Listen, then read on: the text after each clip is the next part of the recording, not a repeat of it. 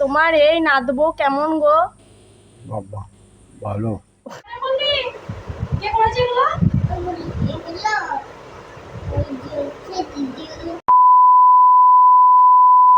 সকালটা শুরু করলাম এই চায়ে চুমুক দিই। তো চলো বন্ধুরা, কেমন আছো? আশা করছি সবাই ভালো আছো। তোমাদের আশীর্বাদে ভালোবাসাতে আমিও কিন্তু এখন ভালো আছি। কয়েকদিন আগে শরীরটা একটু খারাপ হয়েছিল। আগের ভিডিওতে ভয়েসটা শুনেই তোমরা বুঝতে পেরেছিলে এবং আগের ভিডিওতে আমি তোমাদের সাথে কথাটা শেয়ারও করেছিলাম। যাই হোক, সকালে উঠেছি একটু আগেই, আর এখন আমি 5:30 কিংবা 5টার সময় উঠি না, উঠি আমি 6টার সময়। ঠিক 6টা বাজে তখনই ঘুম ভাঙে। আর কেন ঘুমটা ভাঙে বলো তো? তার কারণ হচ্ছে এই ধার দিয়ে স্কুলের গাড়ি আসে, স্কুলের বাচ্চাদেরকে নিতে আসে। তো সেই জন্য স্কুলের গাড়িটার আওয়াজ শুনেই কিন্তু বলতে গেলে আমার ঘুমটা ভেঙে যায়। তারপর নিত্যদিনের মতো ঘুম থেকে উঠলাম, ওঠার পর বাসন কোসন ধুলাম, দিয়ে ধোয়ার পর এই যে এখন মনাকে হরলিক্স করে দিচ্ছি। আমিও চাটা খেয়ে নিলাম, দেখতেই পেলে। তারপর চাটা খাওয়ার পর এখন মনাকে হরলিক্স করে দিচ্ছি। আর আমি উঠি, তারপরে মনা কিছুক্ষণ পর, আধ ঘন্টা পর কিন্তু ওঠে। আমি যদি 6টায় উঠি, ও ওঠে 6:30। আবার এক এক সময় আমার সাথে উঠে পড়ে, আবার 7টা পর্যন্তও ঘুমিয়ে যায়।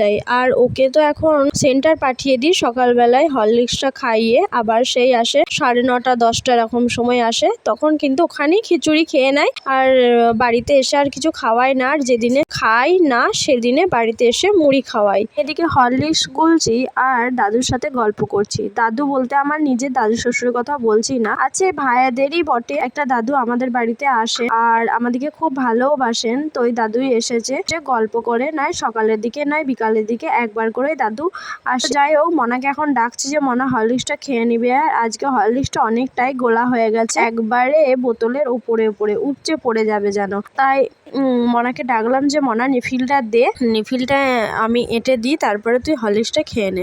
আগে থাকতে আমি যখন হরলিক্সটা গুলছিলাম তখনই কিন্তু ও মাইপোস্টটা নিয়ে নেয়, মাইপোস্টটা নিয়ে চুষতে থাকে। তারপর আমার হরলিক্সটা গোলা হয়ে গেলে তখন দিয়ে দিই, তখন খেয়ে নেয়। এটা হচ্ছে আমাদের একটা দাদু। দাদু হচ্ছে প্রত্যেক দিন আমাদের বাড়ি আসে। একদিন আসে, একদিন আসে না। যেদিনে টাইম থাকে সেদিনে আসে, যেদিনে টাইম থাকে না সেদিনে আসে না। কি দাদু? কাকে বলছি তোমাকে? কি? তোমার এই নাদবো কেমন গো? বাবা ভালো। হ্যাঁ, এই দাদু খুব ভালো, দাদু খুব মিশুকে। দাদু আমাদের বাড়ি আসে, অনেক মজা করে। নাকি গো দাদু? আর ব্যাগটা একবার নিলাম, দেখি ওর ব্যাগের মধ্যে কি আছে। আর ব্যাগটা ভালো করে গুছিয়ে দিই। ও তো এরপরে যাবে, ওই দেখো খাচ্ছে। তো ও তো এবারে খেয়ে দিয়ে যাবে, তারপরেই আমি কাজে লেগে যাব। তার আগে দেখি এর ব্যাগের ভিতরে কি আছে না আছে। আমি তো দেখিনি, ওই 1 মাসের মতো হলো কিন্তু আমি এখন ওর ব্যাগেই হাত দিইনি। একটা বই ছিল আর একটা খাতা ছিল, দিয়েছিলাম পেন্সিল দিয়েছিলাম। তো দেখাই যাক কি আছে ওই ব্যাগের মধ্যে কি আছে। দেখি এই চেনটায় কিছু নাই, আর এই চেনটায় দেখি না, এই চেনটায় কিছু নেই। এই চেনটাই আছে। ওরে বাপরে, তোমরাই একবার দেখো কি আছে এর ভিতরে। এই দেখো, লুচি করে দিয়েছে, এগুলো লুচি করে দিয়েছে পুরো। এরকম কেন বললি? কে করেছে এগুলো?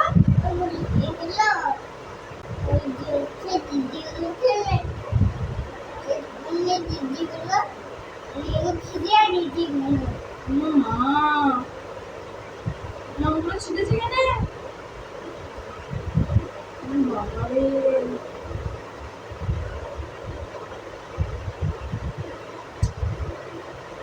বাবা এইভাবে ছিঁড়ে দিয়েছে। বইগুলোর কি অবস্থা দেখো, এরকম করলে হয়? এরকম করে বইগুলো ছিঁড়ে দিলে হয়? বাবা কত কষ্ট করে কাজ করে বই আনে। ভাগ্যিস নতুন বইটা দিই, একটা নতুন বই আছে ওটা বাড়িতে রেখে দিই আর এইগুলো দিই। তো যাই হোক, তুই যা হরলিক্সটা খেয়ে নে। না, হরলিক্স খেতেই হবে, থাক। দিদিমণি এমনিই চলে যাবি।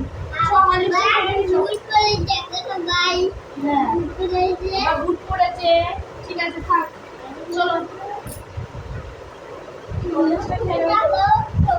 মনার সেন্টার যাওয়ার টাইম হয়ে গেছে, তাই তাড়াতাড়ি করে মনা তো রেডি ছিল, ওর একটু চুলটা ছাড়িয়ে দিয়ে কাকিমার কাছে দিয়ে এলাম। আর কাকিমা এই ধার দিয়ে সেন্টার যখন যান তখনই কাকিমার সাইকেলেতে চাপিয়ে দিই। আর কাকিমা বলতো ওই কাকিমাই কিন্তু ওই সেন্টারে রান্না করে।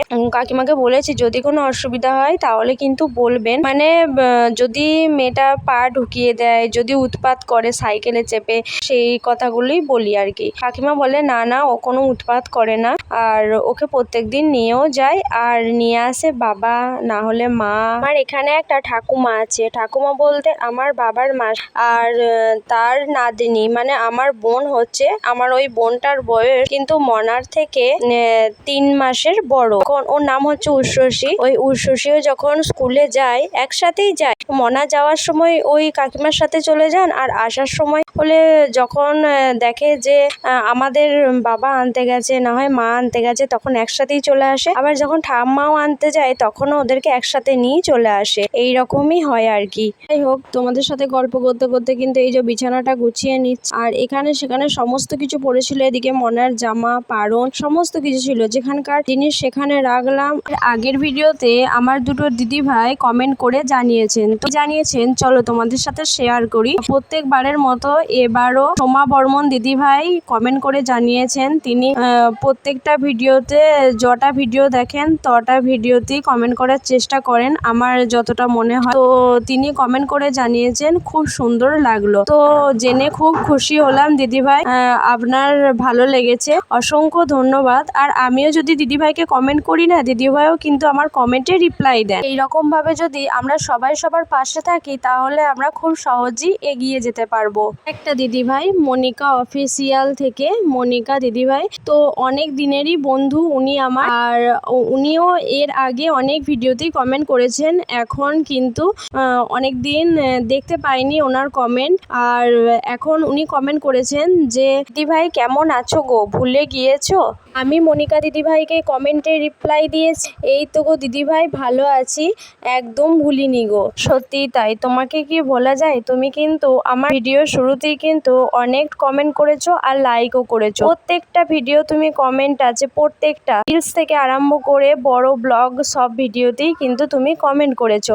আর অসংখ্য ধন্যবাদ, মানে তুমি কিন্তু এইভাবে কমেন্ট করতে থেকো, আর কমেন্টের রিপ্লাই কিন্তু আমি তোমাকে দেবো। কালারিং তাকটা আছে না, ওই তাকটার ওপরেই কিন্তু ফোনটা রেখেছিলাম, তাই এত সুন্দর রুমটা কিন্তু দেখা যাচ্ছিল, মানে আমাকে দেখা যাচ্ছিল আমি কি করছিলাম না করছিলাম। আর সে টেবিলের ওপর ফোনটা রেখে কিন্তু হয় না, ওই স্ট্যান্ডই আটকানো থাকে, কিন্তু অতটা ভালো হয় না। তাই কয়েকদিন আগেও কিন্তু এই কালারিং বক্সটার ওপর ফোনটা রেখে ভিডিওটা করেছিলাম। তো এরকম করে কেমন লাগছে বলো? ছানাটা চটপট করে গুছিয়ে চলে এলাম এই যে কাচবো।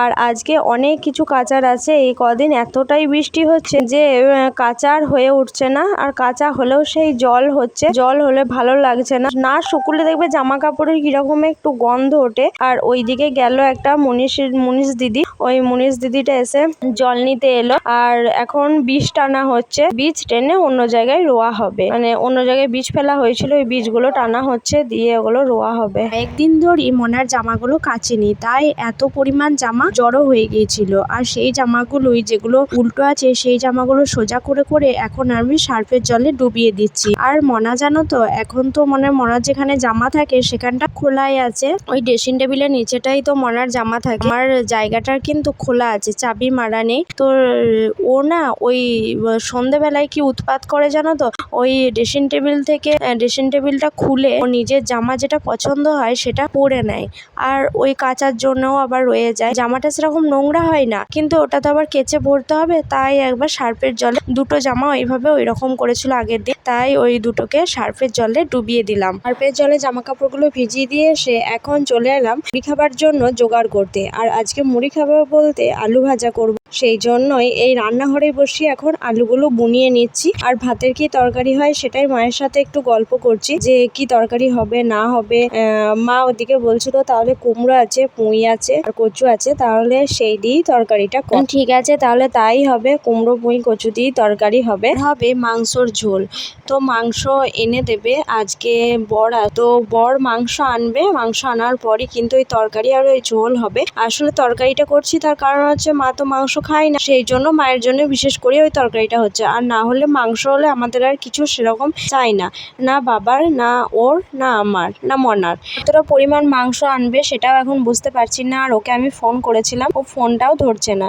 তো সেই জন্য আলু, পেঁয়াজ, রসুন যা যা মাংস করতে লাগে সেগুলো এখন কিছু বোনাচ্ছি না। আর ওইদিকে মা উনুনটা ধরিয়ে দিচ্ছে, তার কারণ হচ্ছে আমি একদমই উনানটা ধরাতে পারি না, সেই জন্যই মা উনানটা ধরিয়ে দিচ্ছিল। আর আমি হাঁড়িটা বসিয়ে এই যে ভাতের চালটা এখন দিয়ে দিচ্ছি। এখন বৃষ্টি হয় আর স্যাঁতস্যাঁতে ভাব হয়ে যায়, তো তখন এমনিতেই উনান ধরতে চায় না। আর জ্বালনের একটু টানটুন আছে, মানে কাঠি খোঁচা এগুলো সেরকম জ্বালন সেই পরিমাণ নেই। আর ঘুঁটে নেই, বিশেষ কথা ঘুঁটে নেই। ঘুঁটে ছাড়া কিন্তু আমিও অত ভালো উনান ধরতে পারি না। চেষ্টা করি প্রত্যেক দিন, অনেকক্ষণ ধরে বসে থাকি উনান সালে ধরানোর চেষ্টা করি, ধোঁয়া হয় কিন্তু উনান আর জ্বলে না। সেই জন্যই মা বললো চ আমি উনানটা ধরিয়ে দিচ্ছি। আর আজকে ওই হাঁড়িটা চাপিয়েছিলাম, তার কারণ হচ্ছে কালকে তো বিপত্তারিণী বার, মা নিরামিষ খাবে, তো সেই জন্যই ওই হাঁড়িটা মাজা ছিল, ওই হাঁড়িটাই চাপিয়েছিলাম।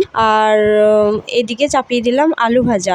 আলু ভাজাটা করে নিই, ওইদিকে কিন্তু নিরামিষ রান্নার পরই কিন্তু মাংসটা করব, সেটা মায়ের সাথে ঠেকাবো না। মা আলাদা খাবে আর আমরা আলাদা খাবো। ভাজাটা তাড়াতাড়ি করে নিই, এক্ষুনি যদি আবার বড়বাবু চলে আসে তখনই এসে আবার মুড়ি খাবে, কারণ ও যখন বেরো তখন হয় ভোর 5টা, চা ছাড়া আর কিছু পাওয়া যায় না। আর ট্রেনেতেও ও সেরকম কিছু খায় না, খেতে বলি ও কিছু খেতে চায় না। এলেই তো আবার বলবে মুড়ি দাও, আর মুড়িটা দিতেও হবে, না বললেও আমাকেও তো সেই দিতেই হবে। তাই জন্য তাড়াতাড়ি করে আলু ভাজাটা করে নিচ্ছি। আর মনা গেছে সেন্টার, জানো তো সবাই, এখনো কিন্তু মনা আসেনি। আর আমি ভাবছি বর আসার পরই কিন্তু বরই মনাকে আনতে যাবে মুড়ি টুড়ি খেয়ে। বন্ধুরা, আজকের ভিডিওটা এই পর্যন্তই, আবারও দেখা হবে নেক্সট ভিডিওতে। সবাই ভালো থেকো, সুস্থ থেকো আর সাবধানে থেকো। আর আমার নতুন নতুন ভিডিও পাওয়ার জন্য প্লিজ চ্যানেলটা একটু সাবস্ক্রাইব করে দিয়ে যেও। আর লাইক, শেয়ার, কমেন্ট করতে কিন্তু একদমই ভুলো না। টাটা।